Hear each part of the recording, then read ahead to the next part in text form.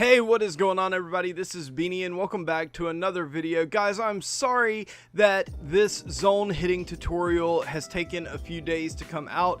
Sony Vegas has been crashing on me consistently, but I think I finally got it fixed. I got the update that I think I need. It's actually not an update. I actually had to downgrade to a different patch for it to not crash on me anymore, and it seems to be working right now, so I don't think I'll have any trouble getting this video out. And also, I ended up having to break up a dog fight yesterday, and a pit bull actually bit me on my left thumb, which is the thumb that I use to control the analog stick. That's not great, and you can actually kind of see it in this B-roll that I am playing here.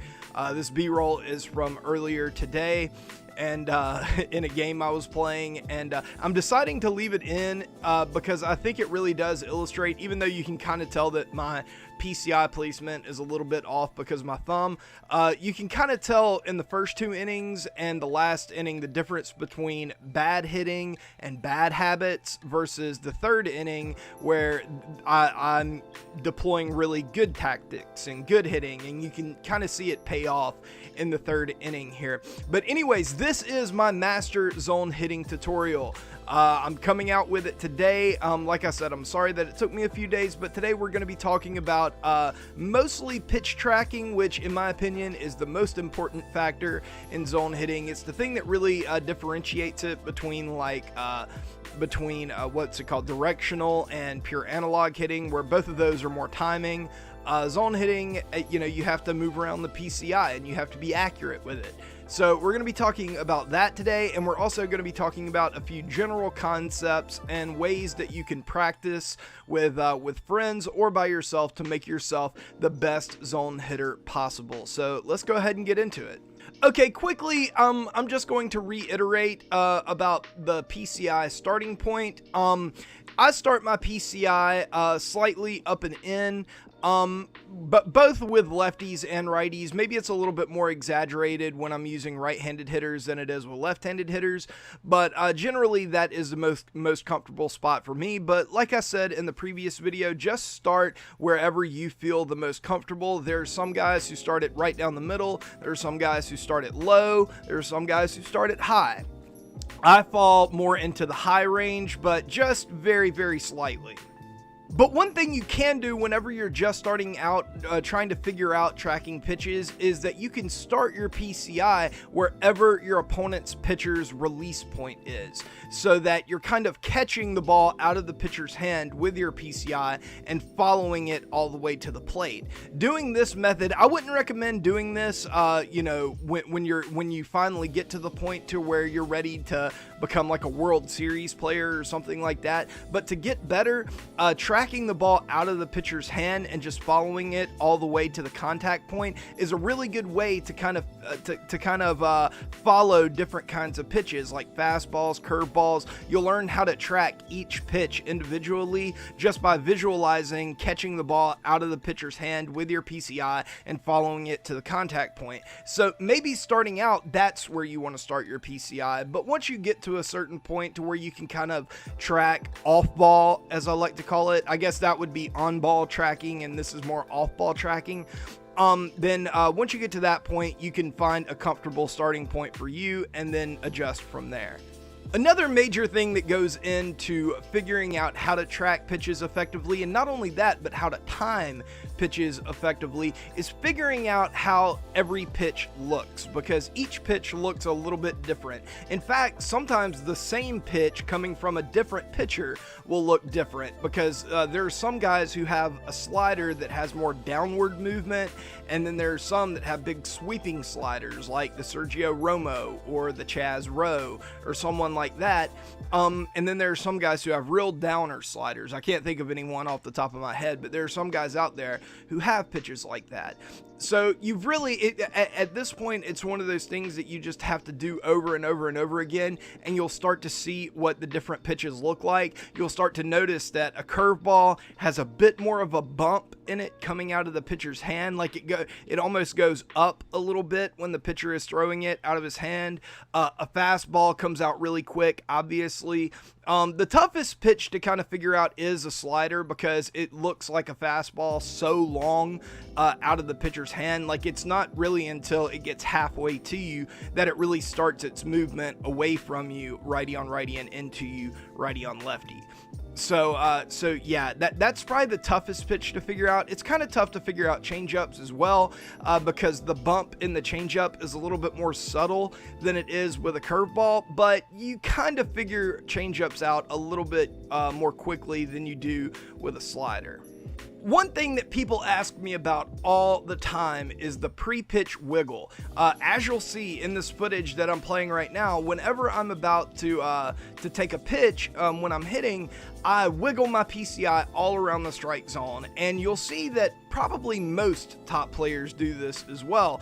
And I think that it's for a pretty good reason. It does look kind of silly, and it might not do a ton, but I kind of think of it like prep steps. If you've ever played real baseball, whenever you're playing real baseball and you're an infielder or an outfielder, you take prep steps. You know, before the pitch comes, you kind of you're standing tall, and then you kind of take a couple steps forward to get into an athletic position to get ready to make the play. Well, the pre-pitch wiggle kind of does the same thing.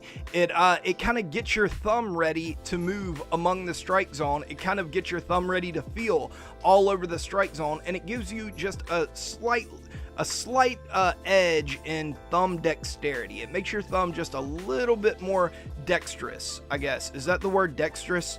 Yeah, it just gives you a little bit more dexterity whenever the pitch is coming in. And I think that a lot of times people think that they're timing, that they just have like a slow eye or something. A lot of the times people will be slow, or like, you know, be late on a lot of pitches, because it's actually not because you know, they can't press the button earlier, they can't read the pitch quicker. A lot of times it's because they can't get their PCI to the right spot, and their brain is so used to swinging once their PCI is in the right position.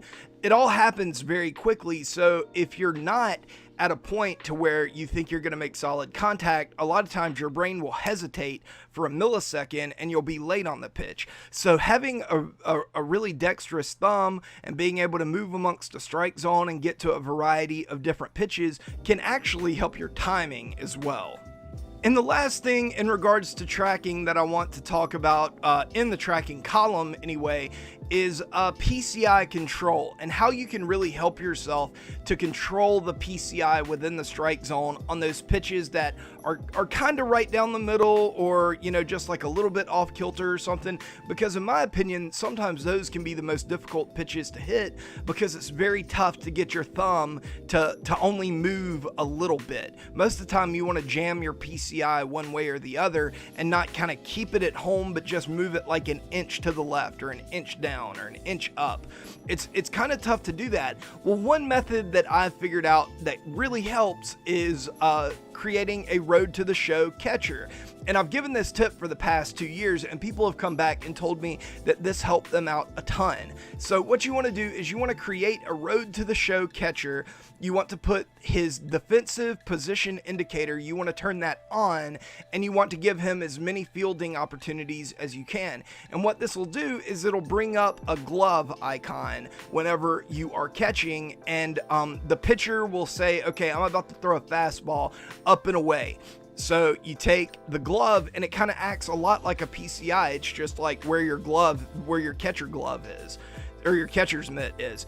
So you put your glove up there and say, like, give him a target or whatever, and then sometimes he'll miss. Sometimes he'll throw it right on the money and you can keep your glove there, but then sometimes he'll miss and it'll go right down the middle, or it'll go up and in, or low and away, or something like that. And you have to adjust the glove to catch the ball. And this is a very low risk way, because you're playing offline, right? You're not going to lose a game because of this. So it's a very low risk way of learning how to control the PCI. And believe me, I know it sounds kind of silly, but try it. Just try it for 30 minutes or an hour, and come back to Diamond Dynasty and see if it helps you with your PCI control, because I know a lot of people have come to me over the past couple of years and told me that it did really help them. God, I sound so raspy right now. I think I might have coronavirus, guys. Freaking respiratory failure. But anyways, okay, now we're gonna get into some more conceptual things. The first, and these are extremely important as well. The first thing that, the first idea that I want to get into your head is that it's better to be early than it is to be late. And the reason for that is, one, oftentimes you're going to get much better results on just early swings than you will just late swings. So just from a results standpoint, you're going to get better results if you're always early on pitches.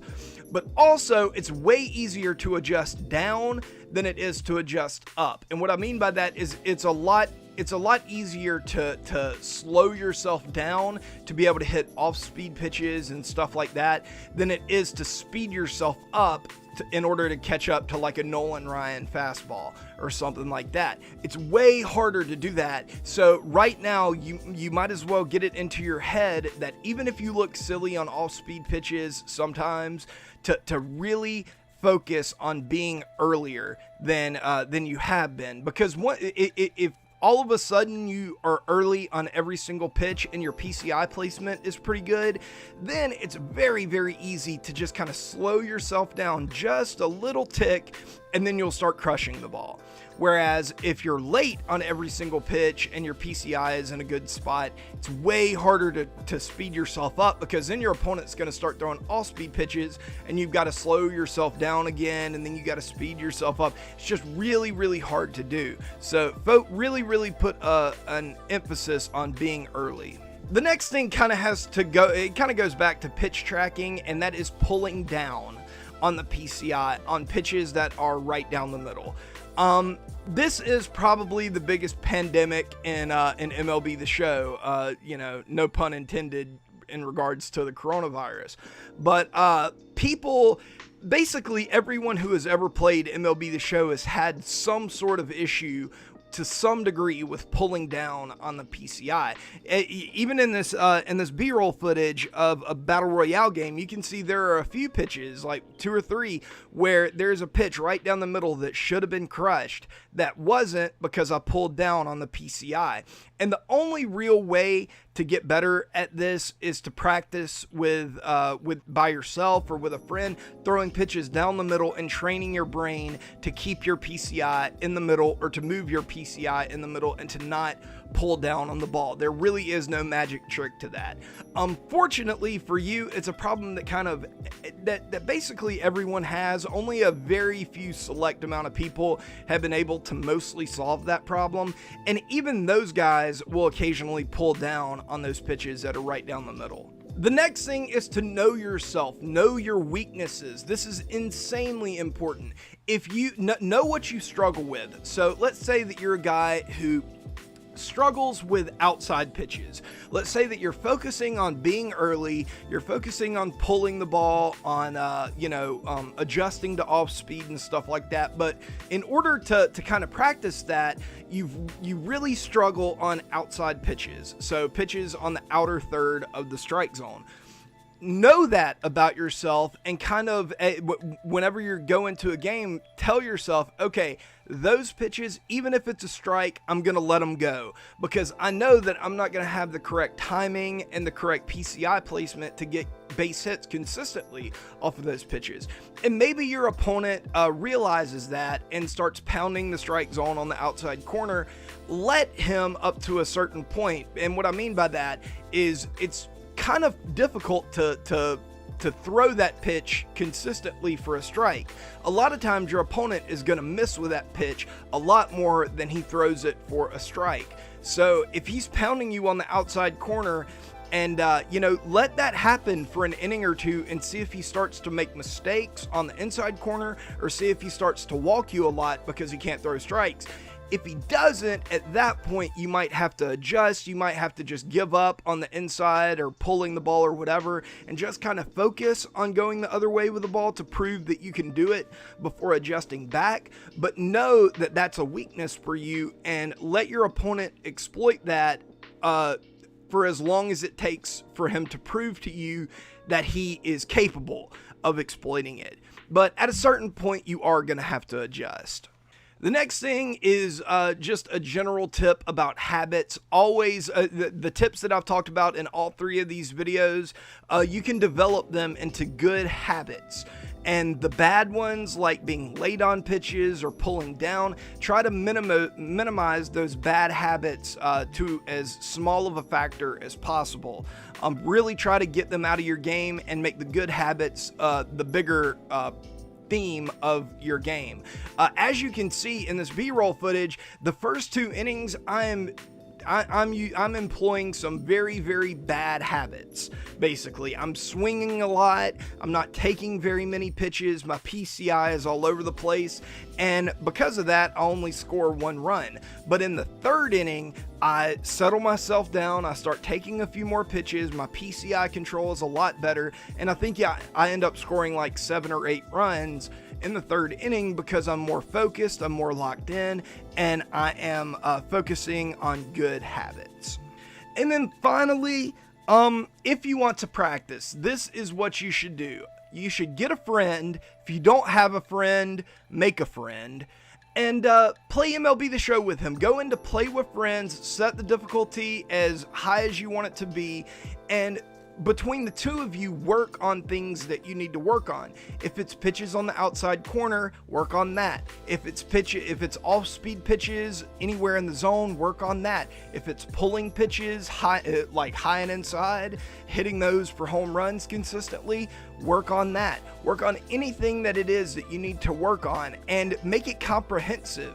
Maybe you want to work on things that you even do well. So your friend, like 1 inning, he'll throw fastballs up and in, then he'll throw changeups down and in, then he'll throw sliders down and in, then he'll throw changeups low and away, and those and then by like the end of the game, you can like tell him to mix it up so you can start to react more than predict where the ball is going to be.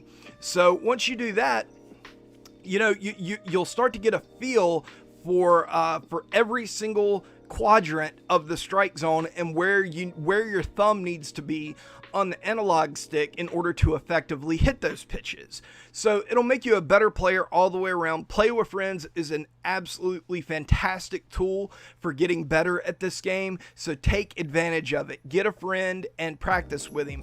And, make it a mutual thing. Like, whatever your friend struggles with, help him out with that as well. And both of you guys will benefit, and both of you guys will be in the World Series in no time if you deploy that tip and all the other tips that I've talked about in my zone hitting tutorials. Guys, I hope that you enjoyed this. This is I think it's probably it for the zone hitting tutorial. If you guys would like a live stream tutorial on Twitch where you get to ask me questions and get feedback from me, and just anything that I may have left out in these videos, let me know in the comments if that's something that you would be interested in. But if not, this is gonna do it. And yeah, guys, I will see you guys tomorrow with another video now that I have my Sony Vegas thing worked out, but now I just got to worry about my freaking thumb. But anyways, guys, I love you. I will see you later, but until then, peace.